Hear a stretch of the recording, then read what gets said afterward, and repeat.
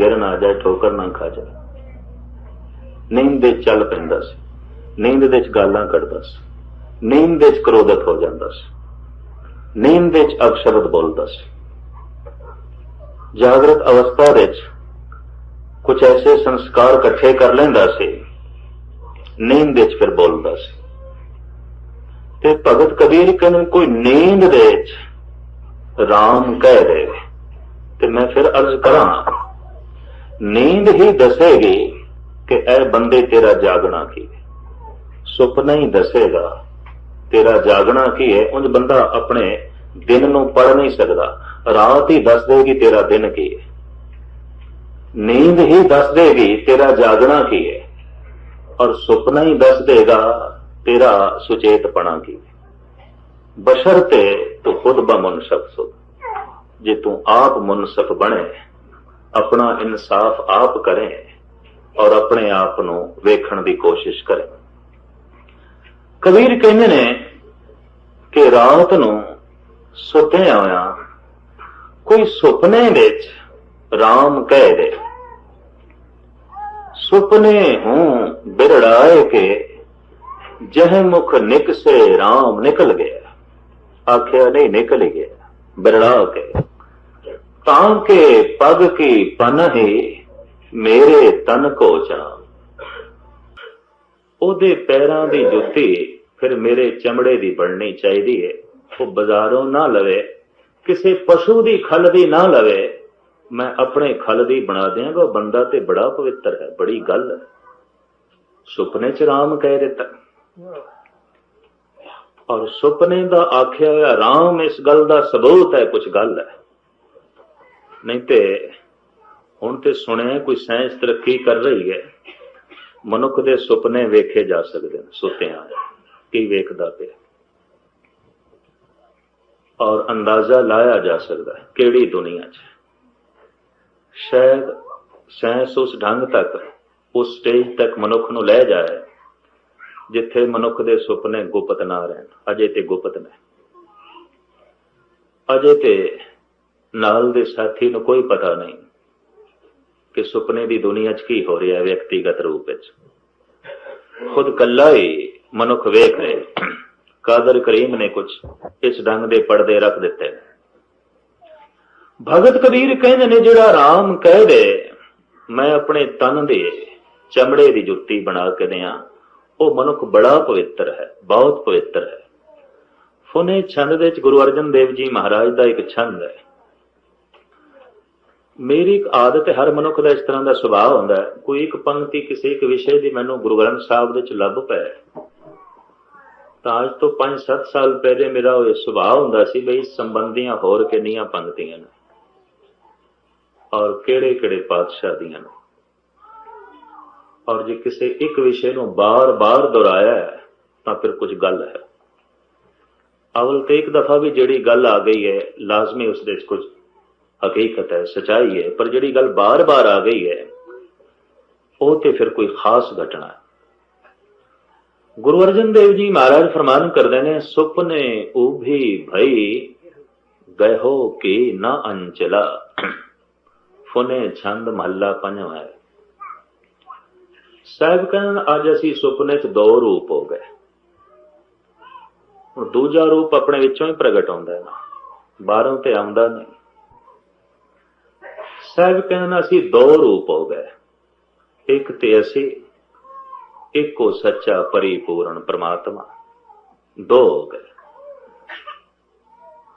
और वार्तालाप लिखते हैं, कहते असी 2 हो गए और असी उसनों वेख रहे सी। ते जे वेख रहे सी ते आंचल क्यों नहीं पकड़ लिया? गहो की ना अंचला। दरअसल पवित्र सुपना आवे ना ते इतना भी अंदर ख्याल पैदा हो जाए इस सुपने नूं लंबा करना है, सुपना टूट जाएगा, उस वक्त टूट जाएगा। अख खुल जाती, नींद खुल जाती। उस बारीकी दा सतगुरु जिक्र पै कर दें। सुपने उभी भई गहो की ना अंचला। आंचल क्यों नहीं पकड़ लिया? सुंदर पुरख बिराजत पेख मन बंचला। वो इतना सुंदर से, वो इतना महान से, असी ते वेखण दे च लीन रह गए। पकड़े कौन? आंचल कौन पकड़े? हुण एक कोई गल हो सकती, या बंदा वेखण दे च लीन होवे या फिर पकड़े, ते पकड़े ते गल खत्म। आंचल हथ आउंदा नहीं और सुपना टुट जाता है, नींद खुल जाती है। खोजो तांके चरण कहो कत पाइए, हर हां सोई जतन बताए सखी प्रेव पाई। ਉਹ ਜਿਹੜਾ ਸੁੰਦਰ ਪੁਰਖ ਸੁਪਨੇ 'ਚ ਵੇਖਿਆ, ਖੋਜੋ ਤਾਂ ਕੇ ਚਰਨ, ਸਾਹਿਬ ਕਹਿੰਦੇ ਹੁਣ ਜਾਗਰਤ ਅਵਸਥਾ 'ਚ ਉਹਨੂੰ ਲੱਭਦੇ ਫਿਰਦੇ, ਹੁਣ ਜਾਗ ਕੇ ਉਸ ਨੂੰ ਲੱਭਦੇ ਫਿਰਦੇ। ਖੋਜੋ ਤਾਂ ਕੇ ਚਰਨ ਕਹੋ ਕਤ ਪਾਈਏ, ਹਰ ਹਾਂ सोई जतन बताए सखी प्रेव पाई। ऐसा कोई यतन दस, वो जो सुपने च झलक वेखी है वो फिर वेखिए, फिर बने। सुपने वास्ते इतनी तड़पना गुरु अर्जन देव जी महाराज दी, सुपने वास्ते इतनी व्याकुलता साहिब गुरु नानक देव जी महाराज दी। सुपने आया भी गया, मैं जल भरिया रोए, आए ना सखा तुझ कन प्यारे, भेज ना सखा कोए। कुछ गल है साडे देश दे इस्त्री जगत दे एक बड़ी उगी भगतनी हुई है, जिन्हों देशवासी मीरा करके जानते। इस्लाम दे इस तरह की एक राबिया हुई है, और सनातन जगत दे मीरा। ये सारिया विचारा मैं इस वास्ते रख रहा थोड़े सामने कि कल जरूर अपने सुपने पढ़ने। जे भैड़े ने तो क्षमा करनी, 30-40 साल तो जो कुछ कर रहे हो कुछ भी नहीं है,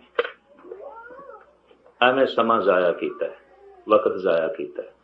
तो खुद ब मुनसब शुद्ध पढ़ अपने आप न, किताब दे दी है परिपूर्ण परमात्मा ने, पढ़ तू अपने सुपने की नहीं। भैड़े चंगा नहीं, जे तू सुपने च भी चोरी कर सकता है तो तेनों मौका मिले तू जागृत अवस्था च भी कर सकता। जे तू सुपने च दुराचार कर सकता है, तेनों मौका मिले तू जागृत अवस्था च भी कर सकता। जे तू सुपने च कतल कर सकता है पर तेरे को ताकत ते समर्था आ जाए, तू जागृत अवस्था च भी कर सकता।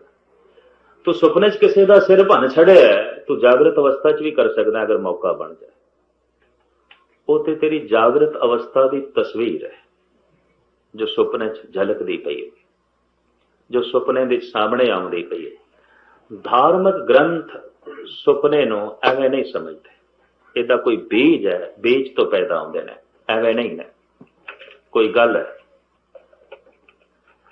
तो मीरा रात दे वक्त कृष्ण कृष्ण दा रटन करदियां सौ गई, इस तरह जैसे हाफिज सौ गया अल्लाह अल्लाह करदे।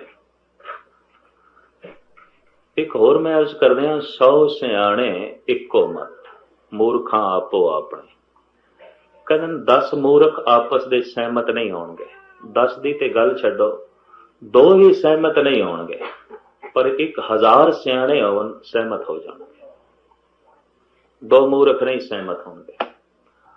औगणा औगणा दे भेद आउंदा है, गुणा दे तल दे उत्ते भेद नहीं आउंदा। गुण समा सकते हैं, इको थां ते समा सकते हैं। इनू चाणक ने इस ढंग नाल प्रमाण दिता है कि एक कमरे विच एक संगीतकार संगीत की धुन छेड़ रहा है, तो कमरे संगीत मौजूद है, उत्थे दीवा जला के प्रकाश भी कर दिता गया तो प्रकाश भी मौजूद है। उत्थे अतर सेंट छिड़क के खुशबुआं भी खिलार दित्तियां गईयां ने तो खुशबू भी मौजूद है। पर जिहड़ी सुगंधी है ये प्रकाश नूं नहीं आखदी, रोशनी नूं नहीं कहंदी भी तू निकल तां मैं ठहरा, तू क्यों है इस कमरे च, मैं रहना। ते संगीत दी धुन ये नहीं आखदी भी ऐ रोशनी तू निकल जा या ऐ सुगंधी तू निकल जा, क्योंकि मैं इत्थे रहना। इक्को ही थां ते संगीत दी धुन भी ठहर गई है, प्रकाश भी ठहर गया है, सुगंधी भी ठहर गई है। चाणक कहंदे ने गुण ते गुणवान इकट्ठे हो सकते ने, मूर्ख नहीं हो सकते। उन्हें इत्थों दलील दी, 100 सियाणे एको मत, मूर्खां आपो अपने। औगुणां दे तल ते भेद रहेगा, औगुण जुड़न नहीं देंदे, औगुण भेद रख देंदे ने, औगुण फासला कर देंदे। सहजे सहजे जो मनुख दे अंदर रब्बी गुण वधदे ने, और समुची दुनिया का यही इलाज है, होर कोई राजनीति इलाज नहीं है। इतनी मैं अर्ज कर दें, कोई समाज जात पात भी इलाज नहीं है। जात दा मान ले लो, पात दा मान ले लो, समाज दा ले लो, मुल्क दा ले लो, बोली दा ले लो, कुछ समस्या नहीं हल होने लगी, अज तक ते नहीं हुई हल दुनिया दे। ते जिस ढंग नाल हल होंदी है उस दी कोई मनुख साधना नहीं कर रहा, कोशिश नहीं कर रहा।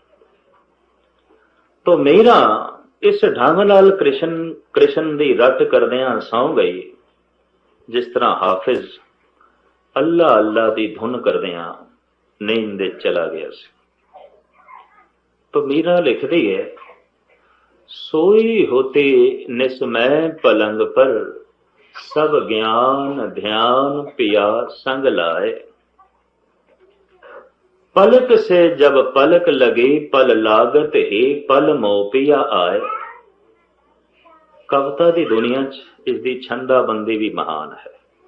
कहती है पलकां नाल पलकां लगियां, नींद आ गई। पर नींद कली नहीं आई, अपने नाल किसे नूं ले आई।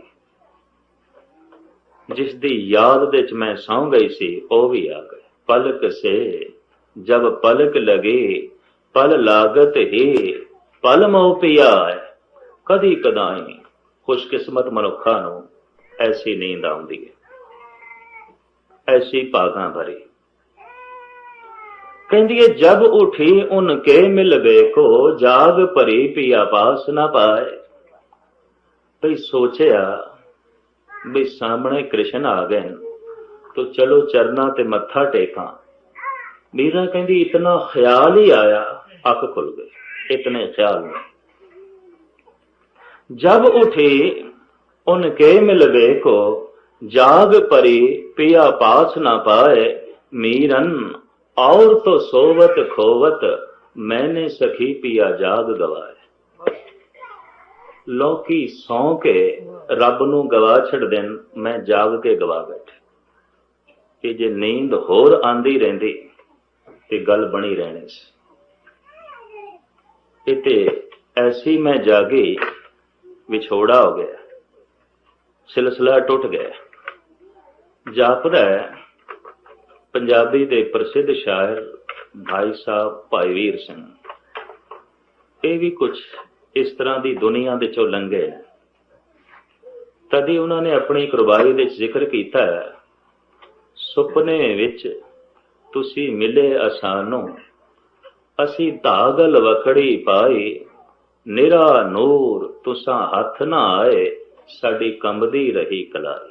भाई साहब भाई वीर सिंह कहंदे ने मिलाप भी होया ते सुपने च, जागृत अवस्था च तड़पदे रहे, व्याकुल रहे, गल बनी भी ते सुपने च, ते हुण जाग के ते असीं कंबदे ही रह गए, हथ च ते कख नहीं आया।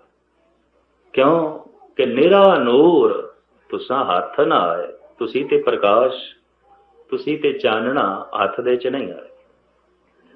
असीं ते तड़पदे रह गए, व्याकुल रह गए। भाई साहब भाई वीर सिंह नूं कदी कदाई इस तरह के पवित्र सुपनियां की झलक आउंदी सी। तदी उन्होंने अपनी कुर्बाई दे कलम बंद कर छड़े कि गल बनती भी है ते सुपने च, जागृत दे च नहीं। पर मैं इतनी अर्ज कर दिया, जागृत जिस गल की चितवनी होवे ते पूर्ति ना होई होवे, फिर गल सुपने च बनती। और इस तरह के बहड़े सुपने वो भैड़ी चितवनी है।